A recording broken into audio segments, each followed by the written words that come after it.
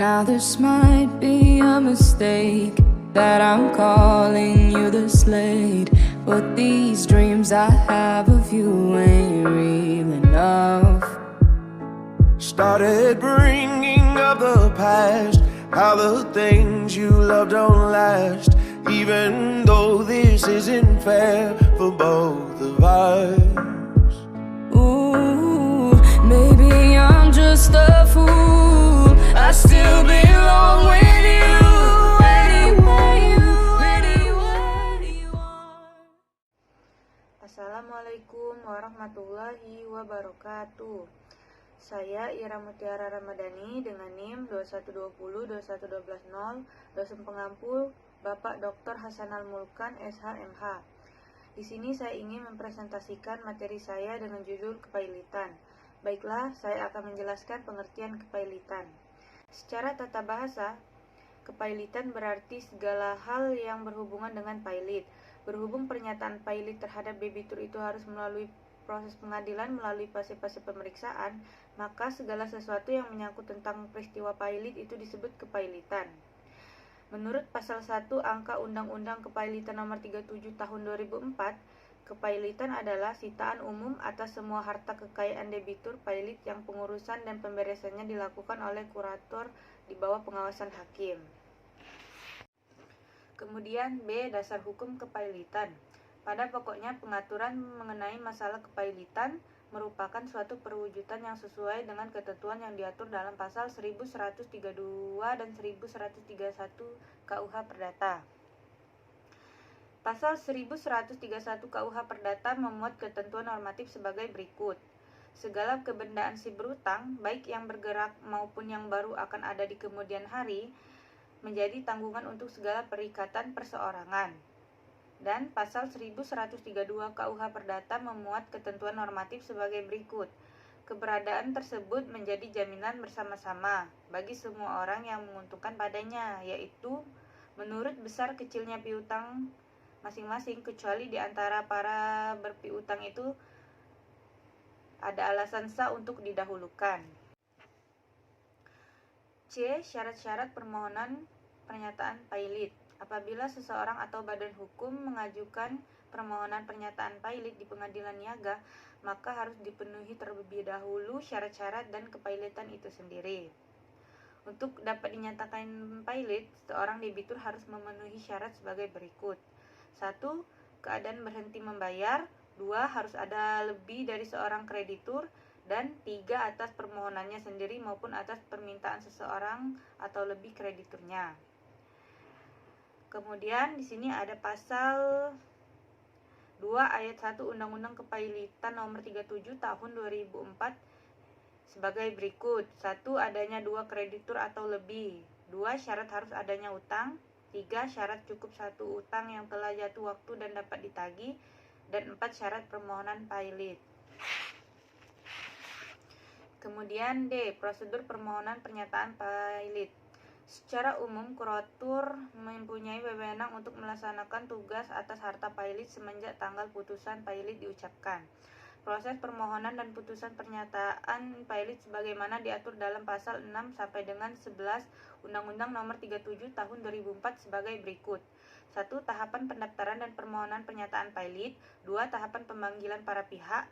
3. Tahap persidangan atas permohonan pernyataan pailit. Dan 4. Tahap putusan atas permohonan pernyataan pailit. Kemudian E. Sejarah hukum kepailitan. Peraturan kepailitan Indonesia mengalami perkembangan mulai dari pemerintah Belanda sampai dengan pemerintah Republik Indonesia. 1. Sebelum berlakunya Faillissement Verordening.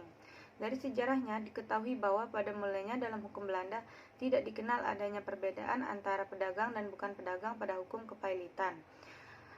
Akan tetapi, pada awal abad ke-19, di mana negeri Belanda dijajah oleh Prancis yang dipimpin oleh Napoleon Bonaparte pada tanggal 1 Januari 30 September 1838.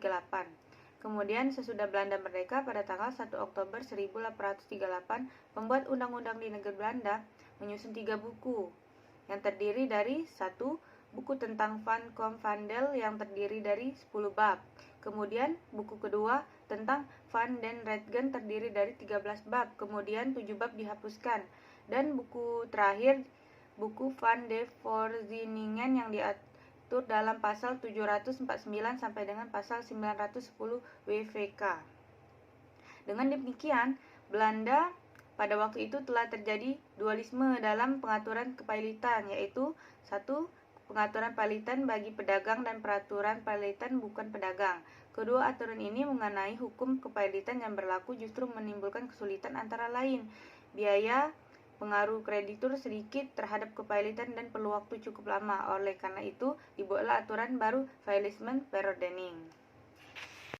Kemudian 2. Masa berlakunya Faillissement Verordening dalam kurung S.1905 nomor 217 JO 1906 nomor 348. Peraturan kepailitan ini yang diatur dalam Faillissement Verordening hanya berlaku bagi golongan Eropa. Aturan hukum ini dijelaskan bahwa penduduk Hindia Belanda terdiri dari golongan sebagai berikut: golongan Eropa, golongan Bumi Putra, dan golongan Timur Asing yang dibagi lagi ke dalam dua golongan Timur Cina, golongan bukan Cina, dalam kurung India, Pakistan, Arab, dan lain-lain.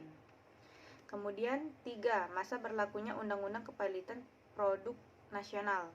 Dalam praktik Faillissement Verordening S.1905 nomor 217 JO 1906 nomor 348 itu di tengah-tengah masyarakat kurang dikenal dan dipahami. 4. Masa berlakunya Perpu nomor 1 tahun 1998. Pada tahun 1998 terjadilah krisis moneter di Indonesia yang juga berpengaruh terhadap peraturan kepailitan. Kemudian pemerintah menetapkan Perpu nomor 1 tahun 1998. Oleh karena itu, dengan adanya Perpu nomor 1 tahun 1998 terdapat dua peraturan kepailitan, yaitu 1. Faillissement Verordening yang sebagian besar masih berlaku selama tidak diubah dan ditambah oleh Perpu Kepailitan. 2. Perpu Kepailitan yang mengubah dan menambah Faillissement Verordening dalam bahasa Indonesia. 5. Masa berlakunya Undang-Undang Nomor 4 Tahun 1998 di mana bertujuan mewujudkan pembayaran yang adil dan seimbang bagi setiap kreditur dan memberikan perlindungan hukum yang seimbang bagi debitur terhadap adanya kemungkinan eksekusi massal oleh kreditur-krediturnya. 6. Masa berlakunya Undang-Undang Nomor 37 Tahun 2004 tentang Kepailitan dan PKPU lahir karena adanya perkembangan perekonomian dan perdagangan serta pengaruh globalisasi yang melanda dunia usaha dewasa ini. Para pihak dalam kepailitan. Menurut pasal 1 Undang-Undang Kepailitan Nomor 37 Tahun 2004, pihak-pihak yang terlibat dalam proses kepailitan antara lain adalah 1. Debitur adalah orang yang mempunyai utang karena perjanjian atau undang-undang pelunasannya dapat ditagih di muka pengadilan. 2. Debitur pailit adalah debitur yang sudah dinyatakan pailit dengan putusan pengadilan. 3. Kurator adalah balai harta peninggalan atau orang yang perseorangan yang diangkat oleh pengadilan untuk mengurus dan membereskan harta debitur pailit di bawah pengawasan hakim sesuai undang-undang. 4. Pengadilan adalah niaga dalam lingkungan peradilan umum. Dan yang terakhir adalah hakim. Pengawasan adalah hakim yang ditunjuk oleh pengadilan dalam putusan pailit atau putusan penundaan kewajiban pembayaran utang. G. Akibat hukum kepailitan. Sejak pengadilan mengucapkan putusan pailit dalam sidang yang terbuka untuk umum terhadap debitur, maka hak dan kewajiban pailit beralih kepada kurator untuk mengurus dan menguasai modelnya. 1. Akibat kepailitan terhadap debitur pailit. Yang dimaksud, semua kekayaan yang diperoleh selama kepailitan, misalnya warisan. 2. Metode pemberlakuan yaitu perilaku dalam hukum berlaku secara rule of reason. 2. Akibat hukum terhadap harta kekayaan debitur pailit. Ada beberapa harta yang dengan tegas dikecualikan dari kepailitan, yaitu alat perlengkapan tidur dan sehari-hari, alat dinas, alat kerja, persediaan makan 1 bulan, gaji, pensiun, hak cipta, sejumlah uang untuk anak, dan uang yang ditetapkan hakim untuk nafkah. 3. Akibat kepailitan seluruh perikatan yang diatur debitur pailit. Semua perikatan debitur yang telah terbit sesudah pernyataan pailit tidak dapat dibayar dengan harta pailit dalam kurung pasal 25 Undang-Undang Kepailitan Nomor 37 Tahun 2004. 4. Akibat kepailitan terhadap penggugat atau tuntutan hukum. A. Dalam hal debitur pailit sebagai penggugat. B. Dalam hal debitur pailit sebagai tergugat. 5. Akibat kepailitan terhadap pasangan. Di dalam pasal 119 KUH menyatakan bahwa sejak perkawinan terjadilah apa yang dinamakan harta persatuan atau percampuran harta kekayaan antara suami dan istri demi undang-undang. Akan tetapi, suami istri dapat membuat perjanjian perkawinan dengan akta notaris sebelum berlangsungnya perkawinan untuk mengadakan perpisahan harta perkawinan. 6. Akibat hukum kepailitan terhadap eksekusi atas harta kekayaan debitur. Dalam pasal 32 JU, pasal 31 Undang-Undang Kepailitan nomor 37 tahun 2004, bahwa putusan pailit berakibat bahwa putusan hakim menyangkut setiap bagian harta kekayaan debitur yang telah dimulai sebelum kepailitan harus dihentikan. Pernyataan ini melalui proses pemeriksaan, pengajuan, permohonan, pengadilan yang berwenang memeriksa dan mengadili perkara kepailitan. Dan yang terakhir, H. Asas-asas hukum kepailitan terbagi menjadi 2. 1. Asas-asas undang-undang kepailitan pada umumnya. Siogiannya memuat asas-asas baik dinyatakan secara tegas maupun secara tersirat sebagai berikut. A. Asas mendorong investasi dan bisnis. Undang-undang kepailitan harus dapat mendorong kegairahan investasi asing dan pasar modal serta memudahkan perusahaan Indonesia memperoleh kredit luar negeri. B. Asas memberikan manfaat dan perlindungan yang seimbang bagi kreditur dan debitur. Undang-undang kepailitan harus memberikan manfaat bukan saja bagi kreditur tetapi juga bagi debitur. C. Asas putusan pernyataan pailit tidak dapat dijatuhkan terhadap debitur yang masih solvent. Apabila debitur tidak membayar pada kreditur tertentu saja, sedangkan kepada para kreditur lain yang memiliki tagihan lebih dari 50% dari jumlah seluruh utangnya tetap melaksanakan kewajibannya dengan baik, maka seharusnya tidak dapat dilakukan permohonan pernyataan pailit baik oleh kreditur maupun debitur. D. Asas persetujuan putusan pailit harus disetujui oleh kreditur mayoritas. Demi kepentingan para kreditur lain, tidak seyogianya undang-undang kepailitan membuka kemungkinan diperolehnya putusan pernyataan pailit itu tanpa disepakati kreditur lain. E. Asas keadaan diam. Suatu undang-undang kepailitan harus menganut ketentuan mengenai berlakunya keadaan diam dalam kurung standstill atau stay yang berlaku secara otomatis. F. Asas mengakui hak separatis kreditur pemegang hak jaminan. Lembaga hak jaminan harus dihormati oleh undang-undang kepailitan. G. Asas proses putusan pernyataan pailit tidak berkepanjangan. Suatu undang-undang kepailitan harus menjamin proses kepailitan berjalan tidak berlarut-larut.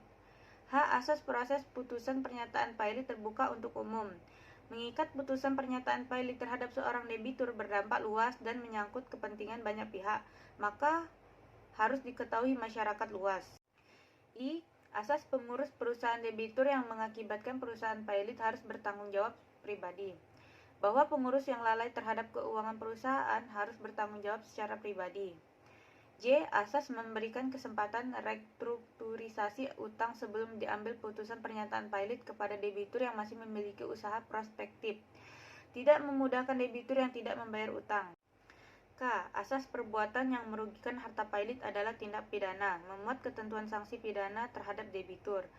Pasal 1132 KUH Perdata menentukan bahwa setiap pihak atau kreditur yang berhak atas pemenuhan perikatan haruslah mendapatkan pemenuhan perikatan harta kekayaan pihak yang berwajib secara 1. Pari passu secara bersama-sama, 2. Pro rata atau proporsional dihitung berdasarkan piutang masing-masing. Yang kedua, asas-asas Undang-Undang Kepailitan Nomor 37 Tahun 2004 tentang Kepailitan dan PKPU. Keberadaan undang-undang ini didasarkan kepada sejumlah asas-asas kepailitan, yaitu A. Asas keseimbangan, ketentuan yang mencegah terjadinya penyalahgunaan peranata dan lembaga kepailitan oleh debitur yang tidak jujur dan tidak beretikat baik. B. Asas kelangsungan usaha, perusahaan debitur yang prospektif tetap dilangsungkan. C. Asas keadilan, ketentuan mengenai kepailitan dapat memenuhi rasa keadilan bagi para pihak yang berkepentingan. D. Asas integritas, sistem hukum formal dan hukum materialnya merupakan suatu kesatuan yang utuh dari sistem hukum perdata dan hukum secara perdata nasional. Baiklah, itu adalah hasil dari presentasi saya. Apabila ada kesalahan dan tutur kata yang kurang berkenan di hati, saya mohon maaf sebesar-besarnya. Saya akhiri. Wabillahi taufiq wal hidayah. Wassalamualaikum warahmatullahi wabarakatuh. Terima kasih.